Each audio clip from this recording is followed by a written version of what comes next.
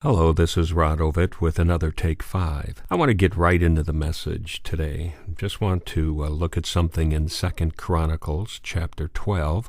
You know, in our society, we like to think of all the ramifications. We like to labor things till they're all stretched out of proportion, think of a million reasons why, and some of that's good. It's good to be thorough. It's good to try to understand all aspects of things. But sometimes it seems like it's a delay tactic. We just don't want to call sin what it is.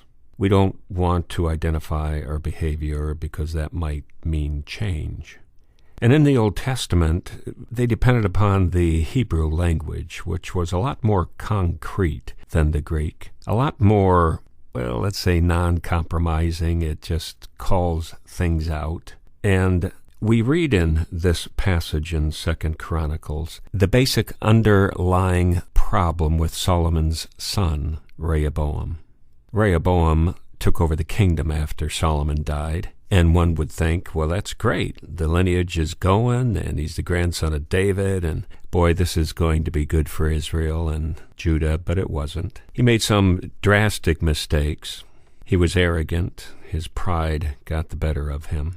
But when it boiled down to it, there was an underlying attitude problem. And we pick this up in verse 14. He, now meaning Rehoboam, he did evil because he had not set his heart on seeking the Lord. Now that's pretty basic. That doesn't give some long paragraph and get into the psyche and all kinds of nature versus nurture and write a book on it. And it boils Rehoboam's problem down to the fact that he did not set his mind. He didn't care. He didn't want to do it. It wasn't a priority.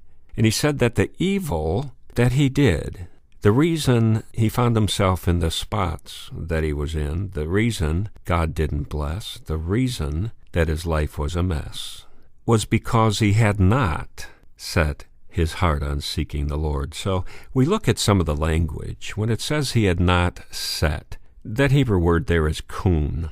And kun means to prepare, to establish, to determine, to lay out a prerequisite, to purpose. So within his mind, he wasn't even giving it thought. There was no deliberate action on his part to say, look, I'm going to run this kingdom God's way. When I get up in the morning, I'm going to wonder what God wants me to do today. And it says he had not set, so he didn't prepare or establish. Now, what is it he didn't set? He didn't set his heart. Leb is the Hebrew word. It meant the ethical centrum. He didn't take his mind, his heart, his attitude. He didn't set that on what? Seeking the Lord. Now, that's a word we throw around a lot. Are you seeking the Lord? And that's a good question. But what do we mean? And perhaps you ask 10 different people, you get 10 different answers. But in the Old Testament, the word for seek there is darash. And darash it's a simple word. It means to take the same path over and over. It means to make a path. One would think of a cow path. Back in the design days, we would go to a college campus. We'd just have some perimeter sidewalks put in. We wouldn't do the landscaping or get any ancillary sidewalks in for a while. We'd let the kids have a semester. And then you'd go back to the campus after a good semester and you would look at the worn out patches in the grass. And you would see where all the kids would take the shortcuts. You'd see all the shortcuts. And then we'd tell the school, good, take some cement and make a sidewalk there. And you'll save yourself a lot of grief. And so they started designing by what the students were really doing. And we have those shortcuts, we have those things in our life. We get to where we want to go very directly. Do you ever notice that? We do the things we want to do. Make no mistake. And when it comes to a life that pleases God, we have to ask ourselves, am I really looking for it? Do I really desire it?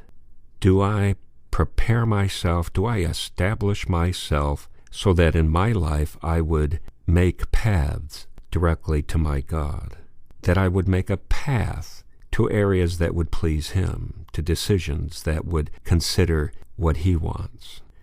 I call this cognitive theology.